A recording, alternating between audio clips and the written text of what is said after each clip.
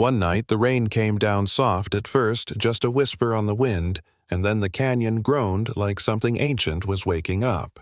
A crack split the air like a rifle shot, and within seconds a whole slab of rock sheared off, dragging 2 yoga decks and screaming guests into the abyss.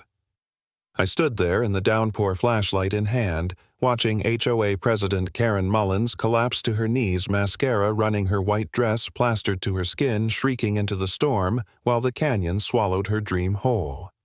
That was the moment I knew the land had spoken louder than I ever could. I should back up.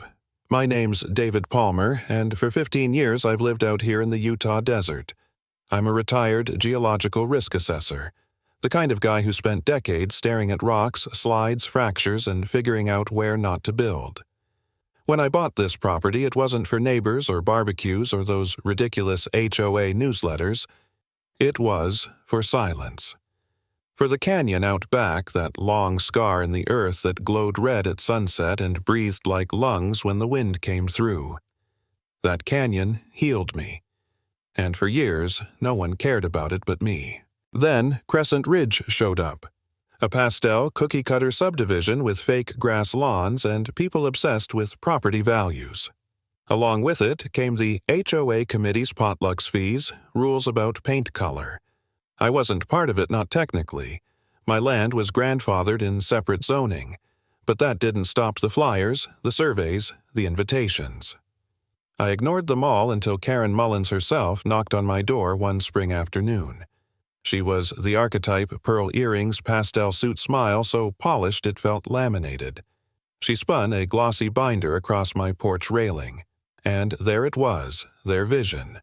Boardwalks across the canyon, infinity pools, luxury yurts dangling over ledges I knew couldn't even handle a heavy storm.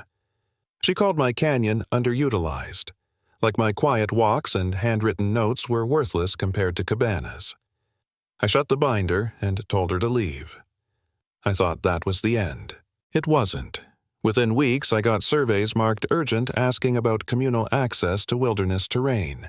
Slippery language, her specialty. Then, she tried to claim the county road at my fence line, filing a petition to turn it into a community trail. I marched into the county office, dug up the plat maps myself, and proved it was mine, past the gate. I welded that gate shut, hung a sign. Private property, no trespassing. That's when the fun began.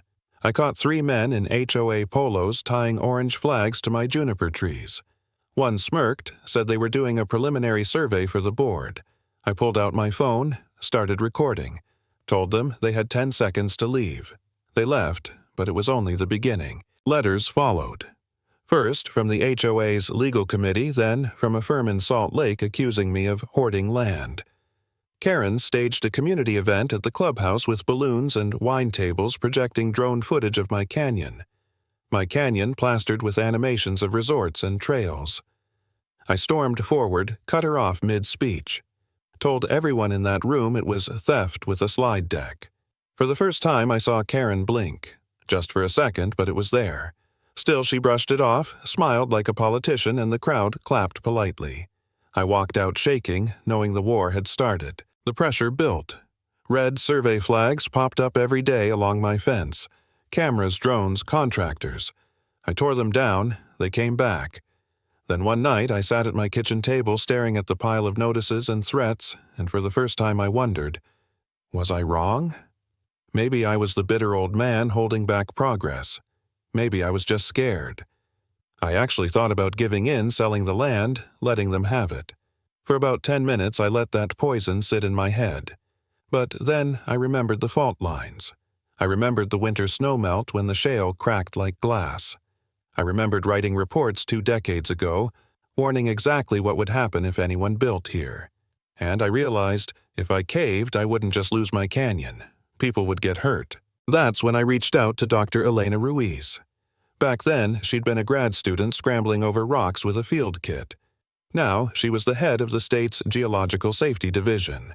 I sent her everything the old 1998 Risk Survey fresh photos of fissures satellite overlays. She called me 2 days later. "David," she said, "you're not paranoid. You're right. That shelf is hot garbage. One good storm and the whole slab will slide. She opened an inspection, and when she came out with her team, she confirmed what I already knew.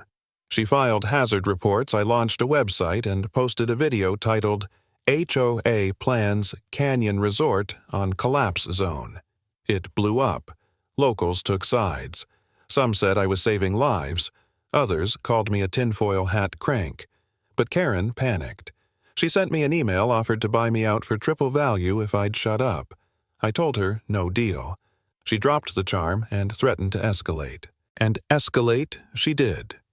Despite an injunction, she staged a soft opening, called it a preview event, just HOA members and their friends.